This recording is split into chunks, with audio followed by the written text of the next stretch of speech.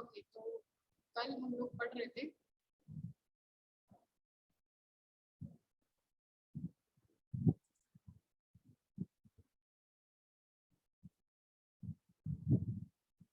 कल के लेक्चर में हम लोग फ्लेक्सिबल पेमेंट और रिजिड पेमेंट के बारे में पढ़ेंगे, ठीक है। तो आज भी उससे रिलेटेड आगे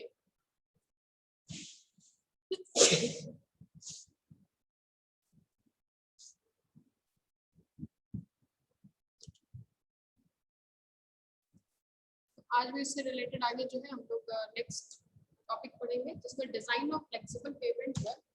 ऑलरेडी हम लोग देख लिए थे।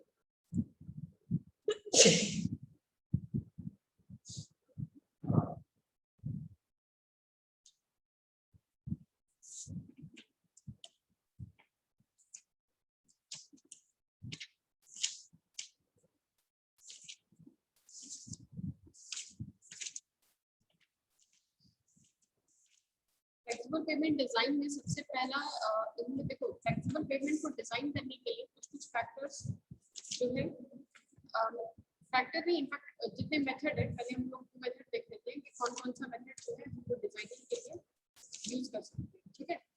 तो सबसे पहला देखें तो ये मेथड देखो यहाँ पे डिजाइनिंग में सबसे पहले एक एम्पिरिकल फॉर्मूले को यूज करके कर सकते हैं। एम्पिरिकल फॉर्मूले में तुम्हारे तीन मेथड है, एक है तुम्हारा ग्रुप इंडेक्स मेथड, दूसरा है सीबीआर मेथड और तीसरा है सीआरवी मेथड। तो ये ग्रुप इंडेक्स मेथड है, इसमें मतलब फॉर्मूले के बेसिस पे हम लोग क्या करेंगे, डिजाइनिंग करेंगे, ठीक है। तो इसका फॉर्मूला जो होगा गिवन होगा, आगे हम लोग पढ़ेंगे उसके बारे में।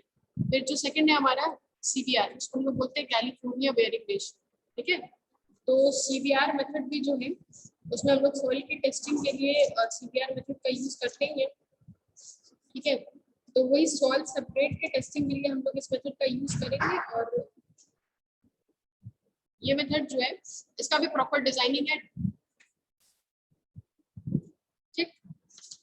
तो ये हम लोग ये पढ़ेंगे। और लास्ट मेथड जो है वो सीआरवी मेथड, तो सीआरवी मेथड के बारे में पढ़ना है हमको, ठीक है। तो ये तीनों मेथड तो एम्पिरिकल फॉर्मूले के बेसिस पर है। अच्छा, उसके बाद से आता है तुम्हारा सेमी एम्पिरिकल फॉर्मूला, ठीक है। और एक है तुम्हारा मैथमेटिकल। तो जो सेमी एम्पिरिकल फॉर्मूला है उसमें तुम्हारा है ट्राई एक्सियल मेथड, और जो तुम्हारा मैथमेटिकल है उसमें है तुम्हारा बर्मिस्टर मेथड। तो ट्राई एक्सियल हमको पढ़ना नहीं है, हमारे सिलेबस में है नहीं, और बर्मिस्टर भी नहीं है। तो हमें ग्रुप इंडेक्स और सीबीआर मेनली पढ़ना है। सीबीआर इंपॉर्टेंट है और इसका टेस्टिंग भी करना है, और इसके साथ ही इसका न्यूमेरिकल भी करना है, दोनों चीजें करनी है, ठीक। इस तरीके से पहले तो हमको ये पढ़ना क्या है, इसमें जितना तीन तरीके से कर सकते हैं, एम्पिरिकल, सेमी एम्पिरिकल और मैथमेटिकल, जिनमें से तीन चीजें पढ़नी है हमें, ग्रुप इंडेक्स, सीबीआर और सीआर, तीन मेथड पढ़ना है।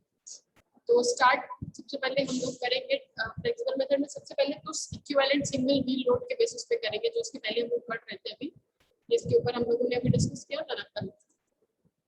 फ्लेक्सिबल पेमेंट के डिजाइन में सबसे पहले डिजाइन पैरामीटर में maximum wheel load, maximum wheel load के लिए हम सबसे पहले जो है सबसे पहले हम लोग मैक्सिमम व्हील लोड देखेंगे उसके बाद। तो मैक्सिमम व्हील लोड के लिए सबसे पहले तो ये डायग्राम देख लो, ये डायग्राम है। और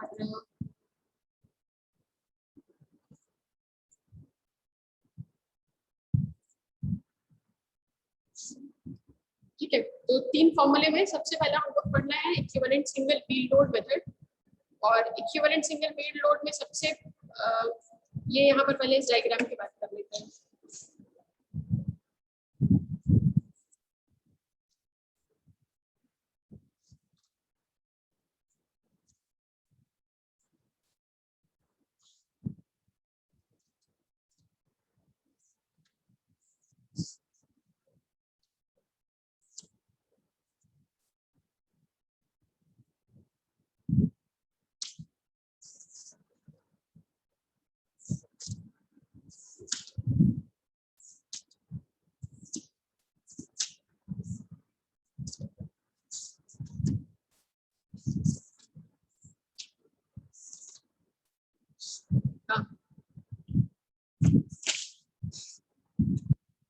पहले ये डायग्राम देख लो, ये डायग्राम है तुम्हारा दो टायर हैं,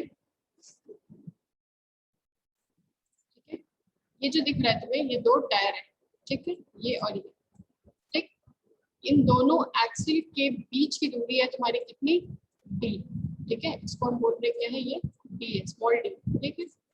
अच्छा, इस एक्सल के मतलब इस टायर के इस सेंटर से ये सेंटर तक की दूरी को हम लोग किससे डिनोट किए हुए हैं, एस, ठीक है, स्मॉल एस, ओके।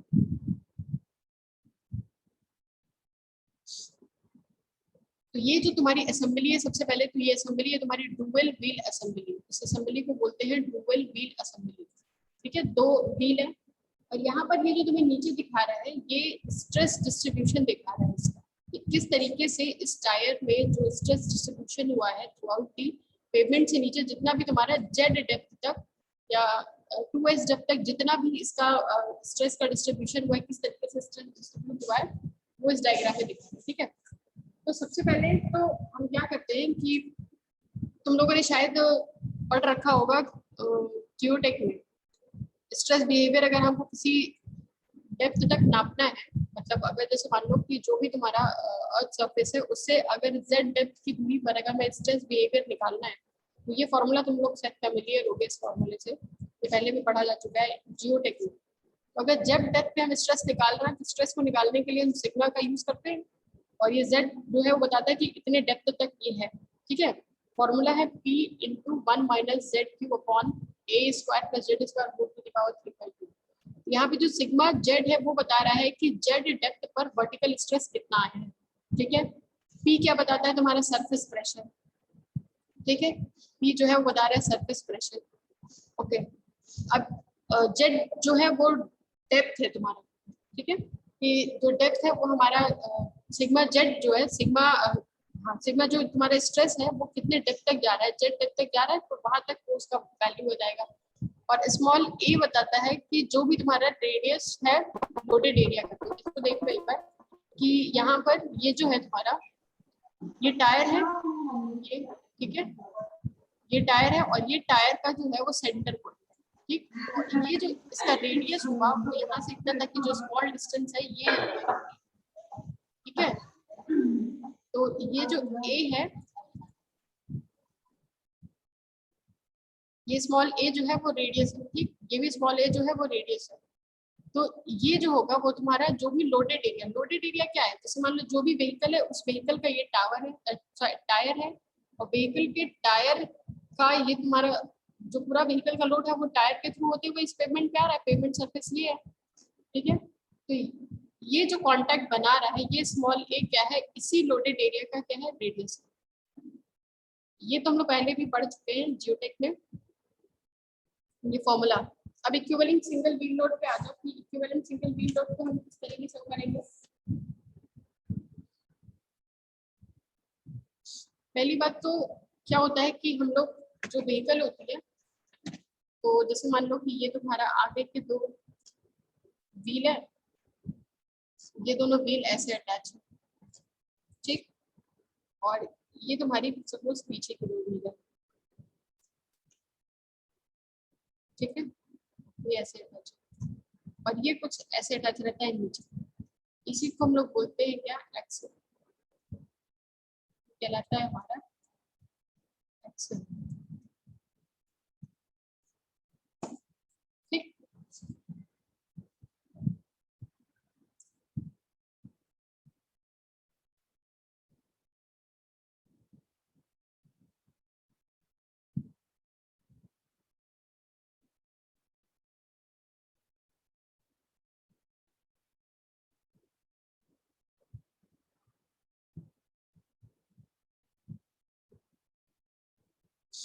चलो, तो अब यहाँ पर जो स्ट्रेस बिहेवियर दिखा रहे हैं, तो जैसे मान लो क्या हो रहा है कि जो हमारा व्हीकल है उस व्हीकल के ये दो टायर हैं, ये नंबर 1 है और मान लिया ये नंबर 2 है। अब इन दोनों टायर पे तुम्हारे व्हीकल का जितना भी लोड है वो इम्पोज होता है। अब ये दोनों टायर क्या करेगा, ये जो पेवमेंट सरफेस होगी उस पर अपना लोड जो है वो इम्पोज करेगा, ठीक है। अब जब इस पे लोड इम्पोज करेगा पेवमेंट पे, तो पेवमेंट क्या करेगा, उसको डिस्ट्रीब्यूट करेगा अपने नीचे वाली, ठीक है, नीचे वाली लेयर को ले वो मतलब डिस्ट्रीब्यूट करेगा।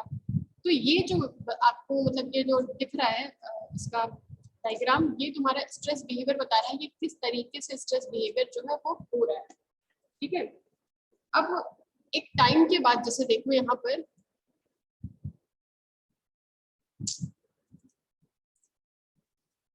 पहले तो इस व्हील का अगर हम बात करें तो यहाँ से लेके ये पूरा तुम्हारे नीचे तक जा रहा है और यहाँ से यहाँ तक जा रहा है, ठीक है। पहले हम यहीं तक की बात कर रहे हैं।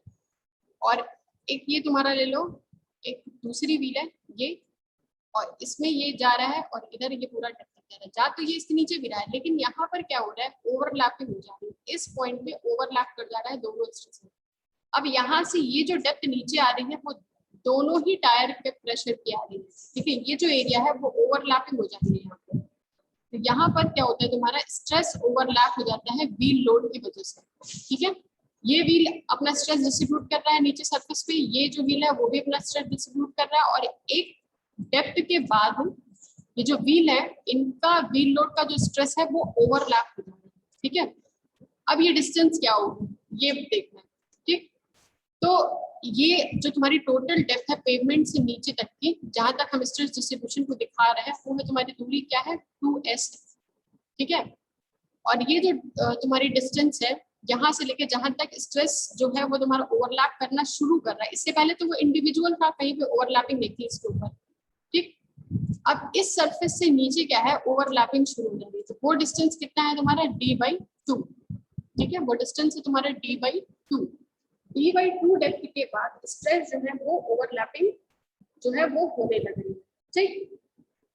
अब जो हम एंगल लोड ऑफ डिस्पर्सन का जो एंगल मानते हैं, हम ये मान के चलते हैं कि जो भी लोड डिस्पर्सन हो रहा है वो कितने एंगल पर हो रहा है, हम ये मान के चलते हैं कि वो 45 डिग्री एंगल पर लोड का डिस्पर्सन जो है वो हो रहा है, ठीक है।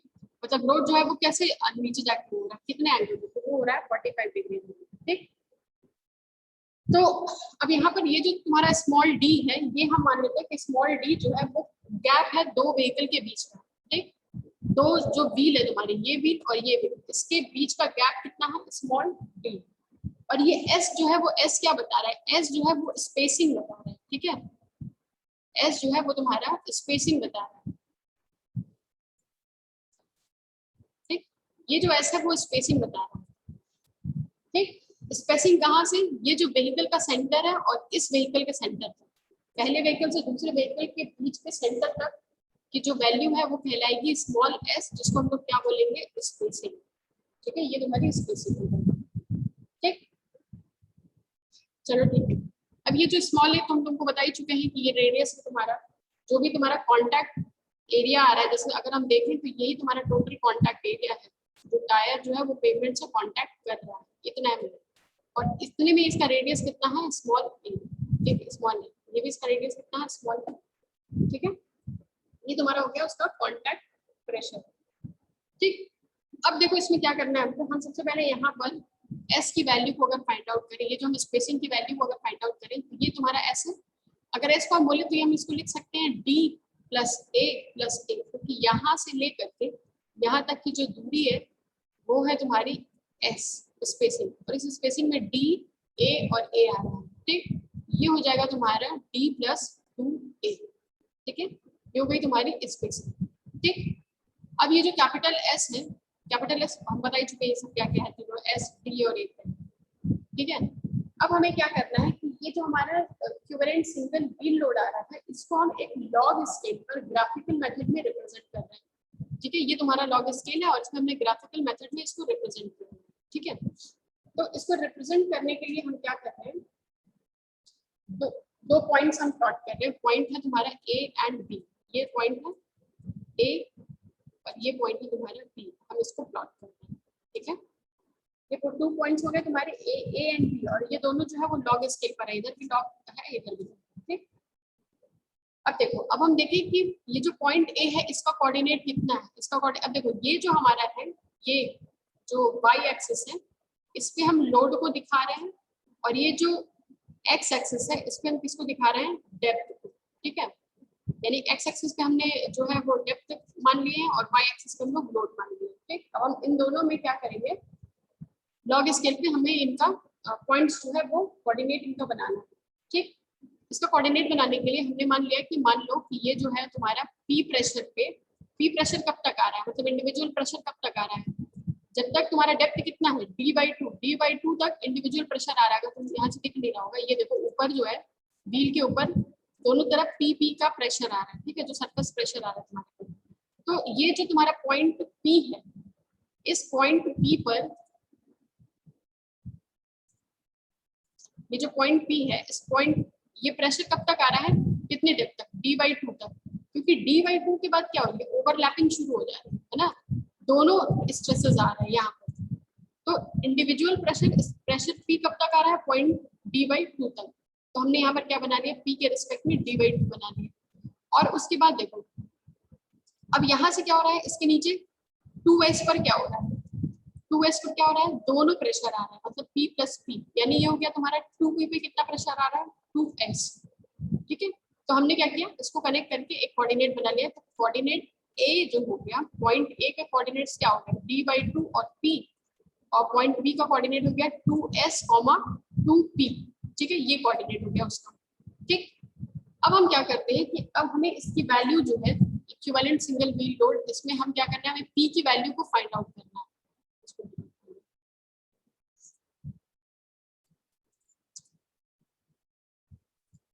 अब हमें क्या करना है, इसमें p की वैल्यू को फाइंड आउट करना है। लेकिन p की वैल्यू को फाइंड आउट करने के लिए यहाँ हमें जो है वो यहाँ पर कोई हमें फॉर्मूला लॉग स्केल पे करने के लिए हमारे पास कोई फॉर्मूला जो है वो नहीं है, ठीक है। तो ये जो फॉर्मूला है,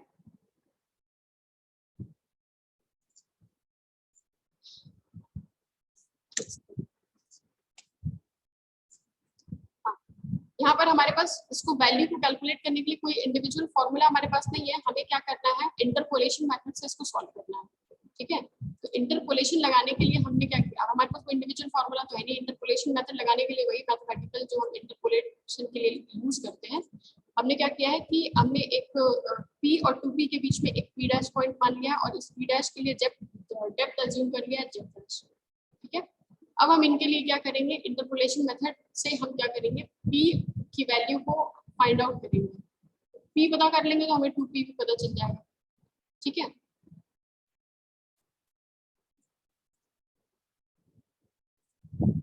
आ जाओ यहाँ पर, मान लो कि तुम्हारे पास ये क्वेश्चन है, तो क्वेश्चन हम तुम लोगों को समझा दे रहे हैं कैसे इसको करना है। यहाँ पर तुमसे क्वेश्चन बोला है कि equivalent single wheel load of a dual wheel assembly carry 2050 kg on each wheel for a pavement thickness of 15, 20 and 25 centimeter. If center to center spacing between tire is s की value तुम्हें दे रखी है शायद यहाँ पर, clear distance दे रखी है 12 और s की वैल्यू दे रखी है 30, ठीक है। अब देखो यहाँ पर कौन कौन सी वैल्यू हमें गिवन है। सबसे पहली बात तो हमें p की वैल्यू गिवन है, क्योंकि ये जो तुमसे बोल रहा है कि डुअल व्हील लोड असेंबली कितना लोड कैरी कर रहा है, 2050, ये वैल्यू जो है वो हमारे पास 2050, ठीक है। ये 2050 p की वैल्यू दे रखी है। उसके बाद यहाँ पर तुमको क्वेश्चन में सेंटर टू सेंटर स्पेसिंग दे रखा है, s की जो वैल्यू है वो तुम्हें दे रखी है, वो कितनी है 30, s जो है वो तुम्हें दिया हुआ है 30, ठीक है, 30 सेंटीमीटर। और क्लियर डिस्टेंस दोनों व्हील के बीच का क्लियर डिस्टेंस कितना दे रखा है, 12 सेंटीमीटर। ये तुम्हें तीन वैल्यूज गिवन है, p पता है, s पता है और हमें d पता है, ठीक है। तो सबसे पहले हम क्या करेंगे, लॉग स्केल में, क्योंकि इंटरपोलेशन मेथड से हमें वैल्यू निकालनी है, तो हम यहाँ पर क्या करेंगे, सबसे पहले लॉग के मेथड से हम लॉग टेबल कर लेते हैं, ग्राफ बना लेते हैं। तो अब वैसे ही ग्राफ बनाना है जैसे इसके पहले अभी उसमें बना रहे थे इक्विवेलेंट सिंगल व्हील लोड में, एक्स एक्सिस और वाई एक्सिस बना दिए। एक तरफ हमने लोड को रखा है, यहाँ पर लोड है और यहाँ पर जो है वो डेप्थ है, ठीक है। एक्स एक्सिस पे डेप्थ है और वाई एक्सिस पे हमारा लोड है। एज यूजुअल हमने मान लिया कि ये तुम्हारा पॉइंट प्रेशर पी के लिए हो गया और ये प्रेशर पी के लिए हो गया। उसी तरीके से यहाँ पर हमें जो है ये है तुम्हारा एस के लिए, डी के लिए, सॉरी डी के लिए है और ये हो गया तुम्हारा पॉइंट 2s के लिए, ठीक है। ये तुम्हारा d/2 है, ये तुम्हारा 2s है। तो अब देखो ये जो तुम्हें p की वैल्यू गिवन है, तो p हमें कितना पता है क्वेश्चन में 2050, तो p की जगह पे कितनी वैल्यू होगी 2050। 2p अगर है तो क्या होगा 2050 गुणे 2, तो 2050 गुणे 2 की तो ये वैल्यू आ गई तुम्हारी 4100, हमने ये वैल्यू लिखी इसकी जगह पे। d/2, तो log d/2 लिखेंगे तो d कितना है तुम्हारा 12, तो 12/2 कर देंगे तो हो जाएगा 6, यानी हो गया तुम्हारा log 10। यहाँ पर देखो log 2s था, ठीक है, s की वैल्यू कितनी है 30, तो 2s की वैल्यू हो जाएगी 60, ये हो गया तुम्हारा log 10 60। ठीक है, ये तो क्लियर है। चलो अब हमें क्या करना है, हमने इंटरपोलेशन मेथड का यूज करना है, तो इंटरपोलेशन के लिए हमने यहाँ पर p डैश एज्यूम कर लिया, यही p डैश की वैल्यू हमें कैलकुलेट करनी पड़ेगी, अलग अलग डेप्थ पे कैलकुलेट करनी पड़ेगी, क्योंकि यहाँ पे तुमको अलग अलग डेप्थ दिया हुआ है, ठीक है, और थिकनेस कितना हुआ है 15, 20 और 25। जो स्ट्रेस हमसे पूछ रहा है, अभी तक हम जो फॉर्मूला पढ़ रहे थे एक ही स्ट्रेस के लिए पढ़े थे कि अगर हमें z पर है तो कितना होगा, तो यहाँ पर वो z की वैल्यू 3, मतलब कि वो पूछ रहा है तुमसे कि 15 सेंटीमीटर की डेप्थ पे कितना स्ट्रेस होगा, 20 सेंटीमीटर की डेप्थ पे कितना स्ट्रेस होगा और 25 सेंटीमीटर की डेप्थ पे कितना स्ट्रेस होगा, ठीक है, तो वो हमको स्ट्रेस का वेरिएशन जो है वो बताना है इसमें। ठीक, तो हमने क्या किया यहाँ पर इन दोनों के बीच में हमने p डैश मान लिया और इधर हमने z की वैल्यू मान ली। ठीक, अब z की वैल्यू हम सबसे पहले क्या मान रहे हैं 15 सेंटीमीटर के लिए निकाल रहे हैं, तो हमने यहाँ पर log 10 15 ले लिया है। ठीक, अब अगर हम 20 के लिए निकालेंगे तो हम log 10 20 लेंगे, यहाँ पर 25 के लिए लेंगे तो log 10 25 निकालेंगे। अब अगर हम ध्यान से देखें तो हमें सारी वैल्यूज पता है, 2p पता है, p पता है, इधर log बेस पे तीनों वैल्यूज पता है, हमें सिर्फ यही p डैश की वैल्यू को कैलकुलेट करना और यही हमारे लिए अननोन भी है। तो हम क्या करते हैं, सबसे पहले हम लोग फॉर्मूले में वैल्यू को पुट कर लेते हैं। ठीक है, फॉर्मूला क्या है, इंटरपोलेशन मेथड लगाना है, तो यहाँ पर हमें क्या करना है, दो, जैसे मान लो कि कोई हमें एक्यूरेट वैल्यू नहीं पता है बट उसकी रिस्पेक्ट में कुछ वैल्यूज पता है, तो हम उनकी हेल्प से वैल्यू को फाइंड आउट करेंगे। तो हमने क्या किया यहाँ पर कि इंटरपोलेशन लगाया है इसमें, तो ये हो गया तुम्हारा log 10 2p। ठीक, log 10 2p, तो log 10 2p की वैल्यू कितनी 4100 माइनस, इसमें से इसको माइनस कर दिया, log 10 p को माइनस कर दिया, तो माइनस ये हो गया तुम्हारा log 10 2050। ठीक, अपॉन, अब इसी के रिस्पेक्ट में जो हमारी डेप्थ की वैल्यू है, तो तुम्हारी ये वैल्यू हो गई log 10 60, क्योंकि यहाँ पर तुम्हारा 2p का टर्म कितना है 4100, उसके रिस्पेक्ट में डेप्थ कितना है 2s, जो कि कितना था तुम्हारा log 10 60, ये हो गया तुम्हारा log 10 60। यहाँ ऊपर तुम्हारा कितना है log 10 p कितना है 2050, उसके रिस्पेक्ट में जो हमें s की वैल्यू d की वैल्यू दी है वो कितना दिया हुआ है log 10 6। ठीक, ये हमने लिख लिया। अब इज इक्वल टू, अब हमें क्या करना है, इस टर्म को लेकर के चलना है। अब हम क्या करेंगे, ये जो हमारा, अब हमने पहले तो इसमें सॉल्व किया, अब हम क्या करेंगे इस फैक्टर को लेकर चलेंगे, इन दोनों को।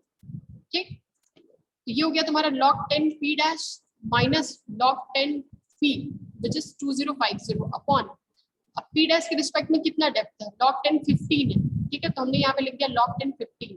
अब अगर 20 डेप्थ पे देखेंगे तो यहाँ पे लिखेंगे log 10 20, 25 डेप्थ पे लेंगे तो लिखेंगे log 10 25 माइनस इसके रिस्पेक्ट में आगे वाली वैल्यू क्या है log 10 6। ठीक, अब हमें सारी वैल्यूज पता है, हमें क्या करना है, यहाँ से बस यही p डैश की वैल्यू को कैलकुलेट कर देना है। ठीक, लॉग स्केल पे यूज कर रहे हैं तो उसको हम जब कैलसी में सॉल्व करेंगे तो उसमें लॉग का टर्म देख लेंगे किस तरीके सॉल्व करना है।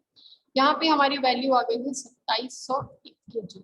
ठीक है, ये आ गई p डैश 15 की वैल्यू, मतलब ये तुम्हें बता रहा है कि जो हमारा व्हील लोड आ रहा है, इक्विवेलेंट सिंगल व्हील लोड आ रहा है, p की वैल्यू वो कितने डेप्थ का बता रहा है, 15 सेंटीमीटर की डेप्थ पे वो वैल्यू आ रही है हमारी 2700। ठीक है, अब हमें इसी तरीके से क्या करना होगा, 20 सेंटीमीटर की डेप्थ पे 25 सेंटीमीटर की डेप्थ पे हमें वैल्यू लिखनी होगी। तो यहीं पर हमें कुछ करना नहीं है, सेम वही चीजें रहेंगी, एक बार फिर से दिखा दे रहे हैं, सेम वही चीजें रहेंगी, सिर्फ ये वाला टर्म जो होगा वो चेंज होगा। यहीं पर 15 की जगह पे एक बार 20 रखेंगे और एक बार 25, यही वैल्यूज रख के फिर हमें क्या करना है उसको चेक कर लेना। ठीक है, तो log 10 20 log 10 जो है 25, इस वैल्यू को रख के बाकी का सब कुछ वही रहेगा। ये वैल्यू चेंज होगी, तुम्हारा लोड भी ये पता चल जाएगा कि हमें अलग अलग वेरिएशन पर, मतलब अलग अलग डेप्थ पे हमें कितना जो है वैल्यू मिल रही है।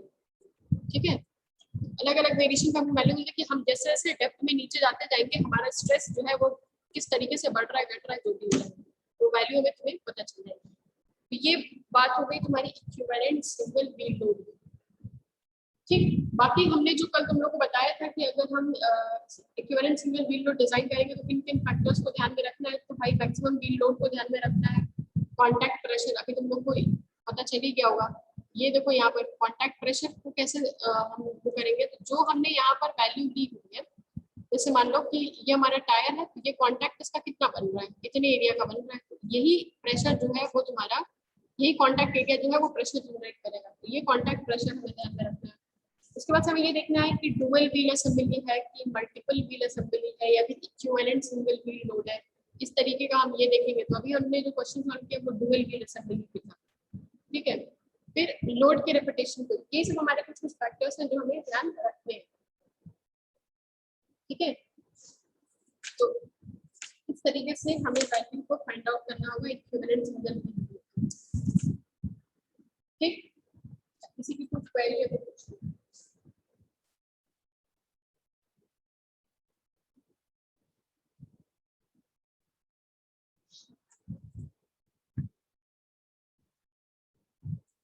किसी की क्वेरी है तो पूछ लो, नहीं तो क्वेश्चन दे रहे हो उसको सॉल्व करो।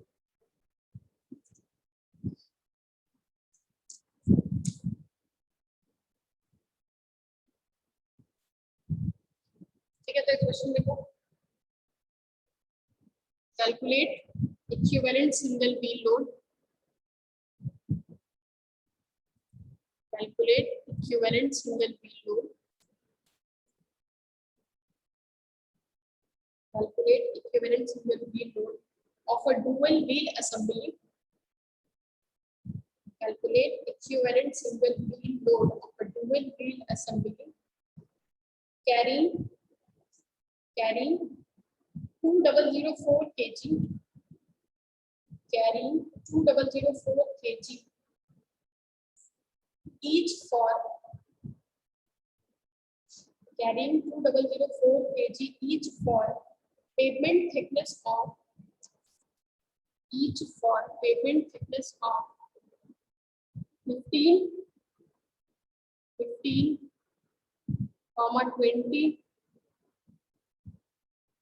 25 centimeter, 15, 20 and 25 centimeter.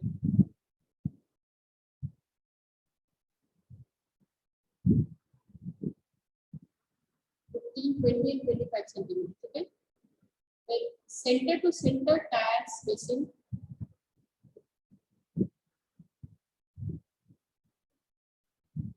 center to center tire spacing is 27 centimeter. Center to center tire spacing is 27 centimeter, and the distance between the wall, and the distance between the wall, distance between the wall of the tires,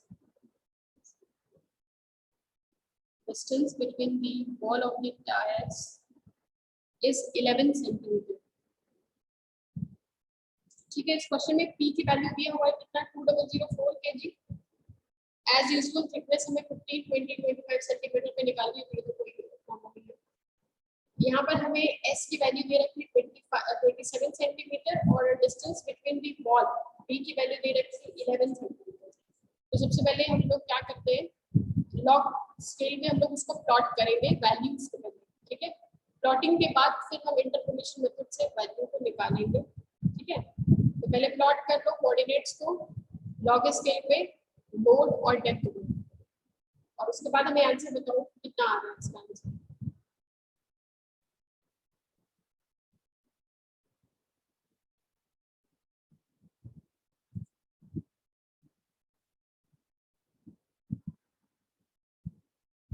सबसे पहले एक value 15 centimetre thickness पे equivalent single wheel load की value बता दो कितनी आ रही है। फॉर्मूला सब वही है, लेकिन प्रोसीजर क्या है, सबसे पहले हम प्लॉटिंग करेंगे लॉग टेबल स्केल पे। प्लॉटिंग करने के बाद कोऑर्डिनेट्स की वैल्यू निकालेंगे कि हाँ जो तुम्हारा कोऑर्डिनेट आ रहा है x को कोऑर्डिनेट, y को कोऑर्डिनेट, मतलब point A and point B का कोऑर्डिनेट डिसाइड करो, और उसके बाद जो है इंटरपोलेशन मेथड से 15 सेंटीमीटर थिकनेस का निकालो, फिर 20 का निकालो, 22 का निकालो। फिलहाल 15 का निकाल के बता दो, बाकी सबको लिख लेंगे।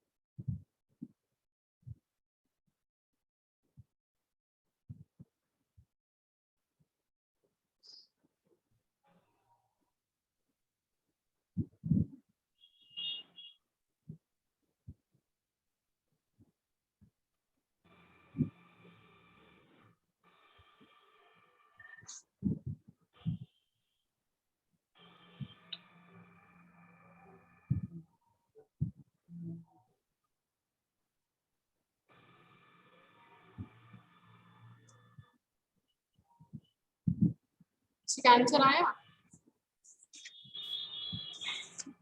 Equivalent single wheel load at the thickness of 15 centimetre. Answer आया किसी का?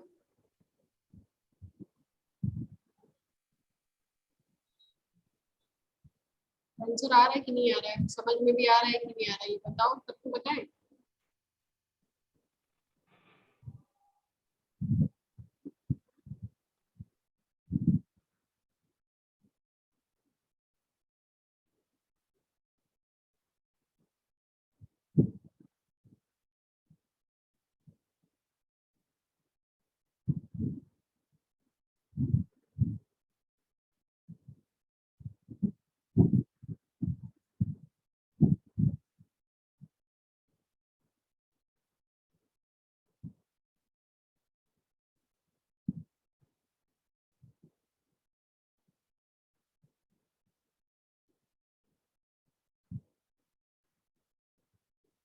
तीन सेंटीमीटर की थिकनेस पे इक्विवेलेंट सिंगल व्हील लोड आ रहा है 2760। जब लग जाए तो एक बार क्रॉस चेक कर लेंगे। 2760 आ रहा है 15 सेंटीमीटर के थिकनेस पे, ठीक है। Rest of the value